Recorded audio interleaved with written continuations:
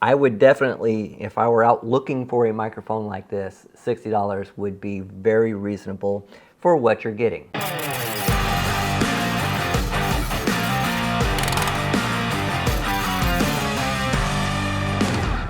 Microphones are a dime a dozen nowadays, and you can find a desktop microphone anywhere. And I get asked to do a lot of reviews on microphones that look very cheap, they're very plasticky, and they look like they belong in the bottom of a toy box, especially over time. And they're not gonna last the test of time for that matter. And I wouldn't do that to you guys. So when Tonor reached out to me with the Orca 001. I was really excited because I got to do some reading up on it to find out that it is a very good and popular desktop microphone, and there are a lot of reviews out there on YouTube. The build quality of this thing is really good, and it's got a metal base on it. It's got a channel on the base of it to route your cables. It's got a metal base with all the electronics in it, with a plastic cup over the top of it, with a pop filter on the front, and it is made of metal with a plastic bracket around it that's holding the microphone in there with hair ties. And yes, they are, because my wife actually tested that out. And you can change these colors out for something else. You can just go to Walmart and pick your own. There, tech tip number one. It is a USB-C microphone, and it has a pass-through for a 3.5 millimeter jack for a headphone set, so you could live monitor. It's got a noise reduction button on it, and it's got 10 or 11 levels of volume up and down, which we're going to refer to as gain since we're talking audio, even though they put volume on the front of the box here. And on the front of the box, they felt marketing important to say that there was a touch mute button, which there is on top. All you have to do is just touch the top of it and it goes on and off. And they made sure to tell you that there's RGB lighting, noise reduction, and volume control.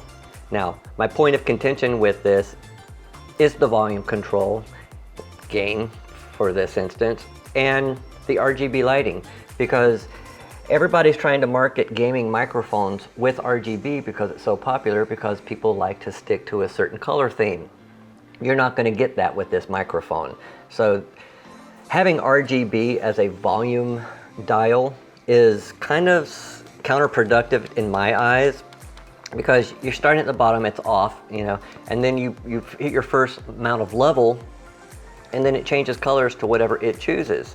All right, to me, in the audio world, having a dial that goes 1 to 10 since 1775 has been a great thing, and it doesn't need to be changed. You don't need to recreate the wheel on that, because when you're talking to other audio people, you know, hey, what gain are you on? You know, blue, teal, light blue with a shade of green. You know, those aren't color settings, and that makes no sense if you're going to, you know, conflict with the other themes of colors that you have on your RGB setup. I just don't understand it. It's kind of gimmicky to me, but I'm not going to do an unboxing on this because it really isn't necessary. The microphone was already assembled, so you just pull it out of the box, and then you have this USB-C to USB-C cord, and on that cord there's a USB-A adapter that comes with it. You can just put over here and use it anywhere, because that's all you need is USB 2.0. This little bracket that it comes with, you can mount to a boom arm or a boom stand, has some documentation, and boom, that's pretty much all you need. One thing that's kind of a head scratcher is why they put Orca 001, because, you know, if it's the first iteration of a product, then why put a number on it? If you have another iteration after that, then you can put the Orca 2 or the Orca 3. Kind of weird. Now for starters, let's go ahead and talk about the mute button. And it is a touch sensitive button and works very well. RGB, like I said, you know, first level of volume. I'm at a purple pink volume level. I want a dial. Now right now I'm using the DJI wireless microphone set, but we're going to switch right over into the Orca 001. Now we're going to seek our way up to the top there. So here's level 1, 2, 3, 4, 5, 6, 7, 8, 9, 10, 11. And so those are all the settings, and so it just increases the gain or the volume of the microphone into your computer. Now 11 reminds me of the movie Spinal Tap. the numbers all go to 11. So now we're going to start from the top of the volume with the red, or 11, and move our way down with the noise reduction button on. So now I've just turned the noise reduction button on, and I don't know if that made a difference, but I'm going to turn it back off real quick so you can hear the room noise, and you should be able to hear something.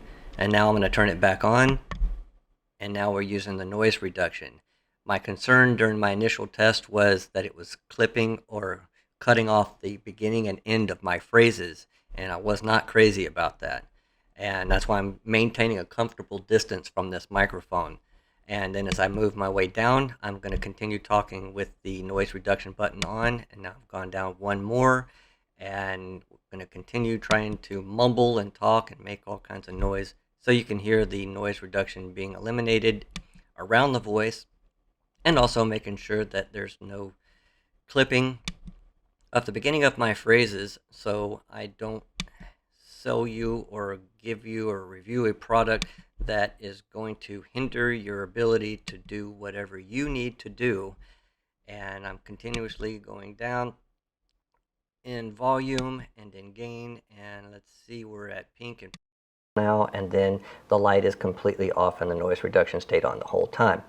Go back up again, up 1 2 3 4 5 6 7 8 9 10 11 12 13 14 15 16 17 18 19 20 21 22.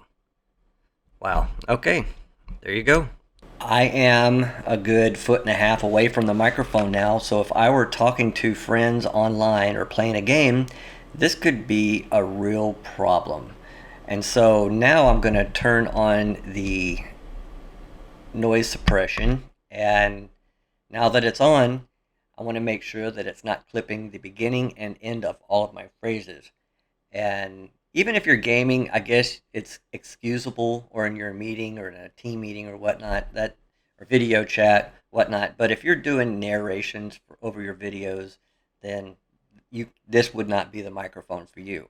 Now, if it didn't do that and you're okay with pumping the volume down, turning the noise suppression off, and going, down to like a level 2 or 3, and moving a little bit closer to the microphone, it does sound very good. It rivals some of the finest, narration mics that you can use for this type of setup.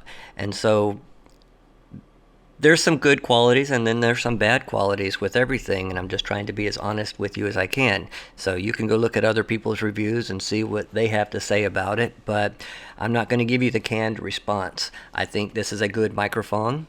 The RGB thing is kind of silly to me.